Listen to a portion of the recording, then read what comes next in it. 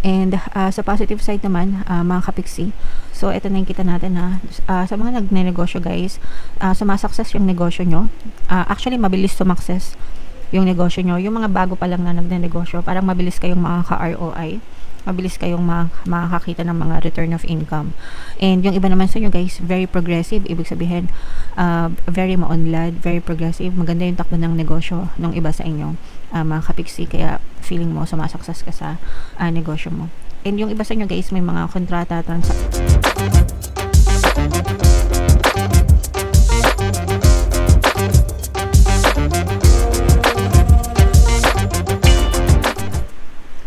Hello guys, hello Taurus, welcome back to Pinoy Pixie Tarot. Ang pamagat ng episode natin for tonight is mga blessings guys para ngayong December para sa Taurus, Sun, Moon, Rising Sign, and Venus. Titingnan natin guys yung potential blessings na pwede nyo ma-experience mga kapisi, and kung may mga balakid, sasabihin din natin guys. Pero bago tayo magsimula, basahin muna natin yung mga angel messages para sa inyo. Kung ano lang yung makaresonate guys, take that message. So, for some of you mga kapiksi, maganda ito kasi ibig sabihin, nagle-level up na yung maturity nyo sa buhay, natututo na kayo sa mga lessons, sa mga past experiences nyo, and nakakadagdag yan para mag-mature kayo, no? Mas nagiging maalam kayo sa pag-handle ng inyong kabuhayan mga kapiksi. So, experience is the best teacher naman talaga guys. And dahil dun sa mga experiences na yun, dun talaga tayo natututo mga kapiksi. Okay? So, pahalagahan nyo lahat ng experience nyo guys.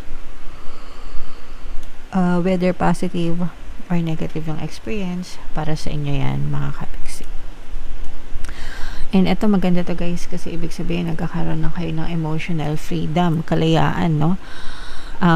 And para magkaroon kayo ng emotional freedom guys, kailangan nyo matutong magpatawad. Okay? So, learn to forgive yung mga tao na gumawa sa inyo ng hindi maganda, mga kapiksi, para makamove on kayo, para gumaan yung buhay nyo. Kapag nagkaroon kayo ng emotional freedom guys, hindi lang yung emosyon, hindi lang yung pakiramdam yung gagaan sa inyo, pero yung buhay nyo mismo, no? Gagaan yung buhay nyo, mga kapiksi. Magiging magaan din yung daloy ng inyong mga blessings. Kasi yung mga negative emotions, guys, nagiging balakid yan sa pagpasok ng mga blessings. Kaya kailangan nyo talaga magkaroon ng emotional freedom para maging maganda yung daloy ng blessings sa inyo. Okay? And ito naman guys, ito'y liwanag sa dilim mga kapiksi.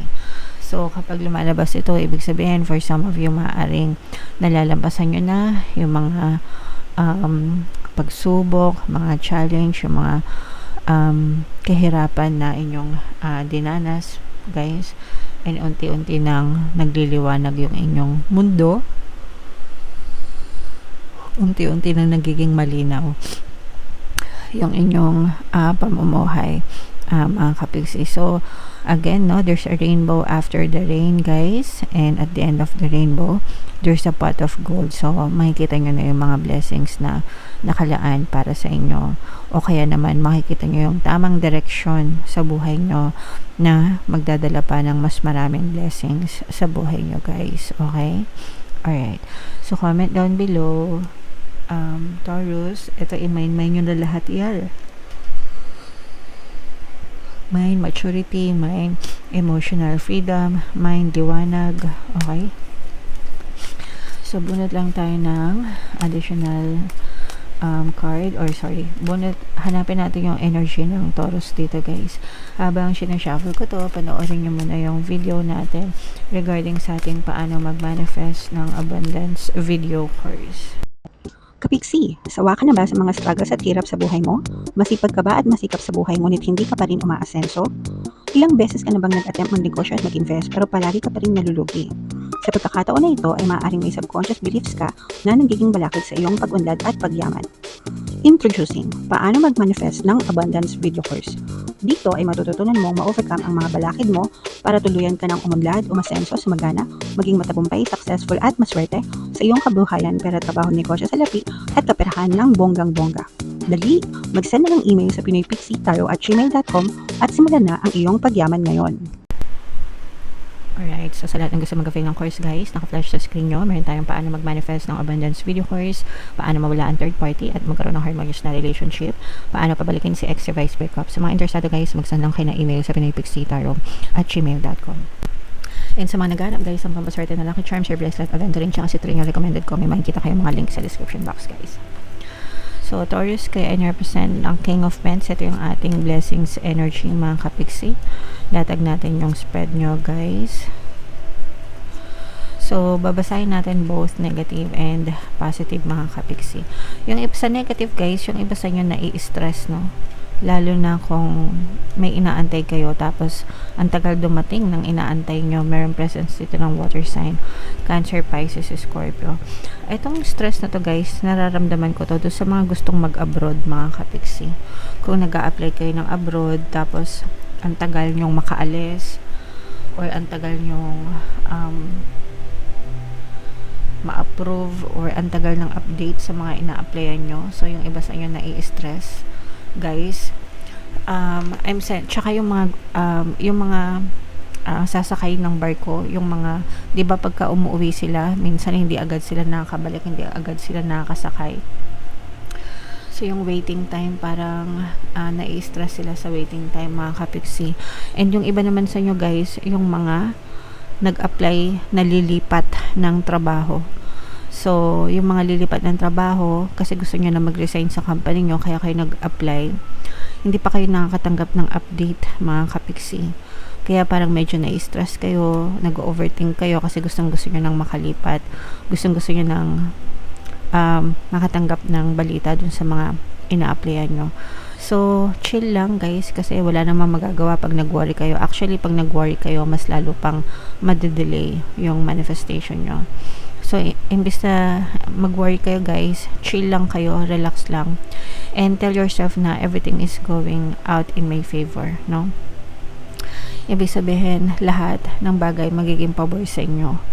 Okay? Kaya it doesn't matter kahit mag-antay ka ng mabilis or mag-antay ka ng matagal, ang resulta pa rin ay pabor sa inyo. So, tell yourself that, guys, no? Sabihin nyo lang, everything is working out in my favor. Lahat ng bagay pabor sa akin, lahat ng sitwasyon magiging pabor sa akin. Para pag dumating na yung balita, update, ready na kayo, guys, no? Ready na kayo. Okay? So, yeah. And sa positive side naman, mga kapiksi, so ito na yung kita natin na sa mga nagne-negosyo guys, sumasukses yung negosyo nyo. Actually, mabilis sumakses yung negosyo nyo. Yung mga bago pa lang na nagne-negosyo, parang mabilis kayong makaka-ROI. Mabilis kayong makakakita ng mga return of income. And yung iba naman sa inyo guys, very progressive. Ibig sabihin, very maunlad, very progressive. Maganda yung takbo ng negosyo ng iba sa inyo, mga kapiksi. Kaya feeling mo sumasukses ka sa negosyo mo. And yung iba sa inyo guys, may mga kontrata, transaksyon, no? Ito yung mga nag-aantay guys, yung sinasabi ko sa inyo na mga nag-aantay ng mga offer, nag-aantay ng paglipat, nag-aantay ng transaction. Dadating yan guys, antayin nyo lang, no? Huwag kayong maatat, mga kapiksi, and magiging pabor talaga sa inyo. Actually, kung ano yung nene-negotiate nyo, kung ano yung hinihingi nyo, minsan, di ba? Or usually kapag nag-apply kayo, may salary negotiation yan. Kung ano yung hinihiling nyo, yun yung ibibigay sa inyo ni universe guys. Okay? So, yeah. Palagi nyo lang sabihin yan, mga kapiksi, everything is always working out in my favor. Para talaga maging pabor sa inyo yung mga resulta, guys. Okay? So, what else? Tingnan pa natin. Ito guys, yung mga stress talaga, no? Nai-stress kayo. Kitang-kita yung stress nyo dito, mga kapiksi, na parang dahil sa stress nyo, nag-uurong sulong na kayo guys, no? Nag-uurong sulong na kayo dahil dun sa stress nyo. Sa stress to sa oras, mga kapiksi, nagiging balakid ito guys. Yan yung sinasabi ko sa inyo, especially when it comes to manifestation. Marami din ako natatanggap na ganitong email, no? What if mag-avail sila ng course, subliminal, kailan makikita yung epekto, ganyan, yung talab. So, when you're manifesting, guys, time is irrelevant. Ibig sabihin, walang kinalaman yung oras, yung time, kung kailan siya magmamanifest. Because the moment na finocus mo yung attention mo, creation starts from there. Pero kung kailan mo siya ma-experience sa inyong physical reality, it doesn't matter, mga kapiksi, because creation already started. And kapag atat na atat kayo, the more na nade-delay, guys, yung manifestation nyo. So, in your case, yan yung balakid sa inyo, mga kapiksi. So, sabi ko naman sa inyo, babasahin natin yung potential blessings nyo and yung mga balakid. So, yung balakid, eto guys, no? Yung pagiging stress nyo sa oras, overthinking, mga kapiksi, asa na ba, bakit wala pa, ang tagal naman, yung mga ganyan. Yun yung nagiging balakid, guys, sa mga blessings nyo, sa mga manifestation nyo. So, kailangan nyo lang mag-chill, mag-relax lang, guys, no? Least resistance, guys. Path of least resistance. Kung kilala nyo si Abraham Hicks, tinuturo niya yan, mga kapiksi, when it comes to manifestation. Pag sinabing path of least resistance, huwag nyo masyadong isipan, guys, yung manifestation nyo. And every time na may isip nyo siya, just tell yourself, dadating din yan. It's already mine, okay? Para wag kayong masyadong ma-stress, kasi the more na na-stress kayo, the more na nabablock yung manifestation nyo, guys. Okay? Alright. And yung iba sa inyo, may chance talaga na lumipad, guys, no? Pag sinabing lumipad, ito yung mga naghahanap talaga ng trabaho sa abroad, mga kapiksi.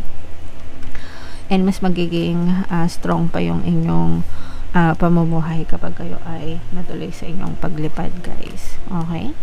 So, antayin nyo lang, guys. Huwag kasyong masyadong maging atat, mga kapiksi, para ma-experience nyo yung mga manifestation nyo. So, bunot lang tayo ng isa pang additional message. Comment down below if naka-resonate kayo, guys, yung mga magaganda. I-mind nyo na sa comment section. Ayan, guys, so, leap of faith. Magtiwala lang kayo, guys, no? Take a risk and put your heart's true desire into action. Kung anong gusto nyo, sundin nyo. And magtiwala kayo, guys. Trust the universe, trust the divine, and trust the process. Lahat yan dadating sa inyo. Antayin nyo lang, wag kayong maging atat. Magtiwala lang kayo, guys. Okay? Alright. So, yeah. Comment down below if naka-resonate kayo, mga kapiksi. Ito yung ating 2026 kapalaran. Ito naman yung ating success stories ng paano mag-manifest ng abundance video course. Thank you for liking, sharing, and subscribing. See you next time. I love you all. Have a nice day. Bye-bye.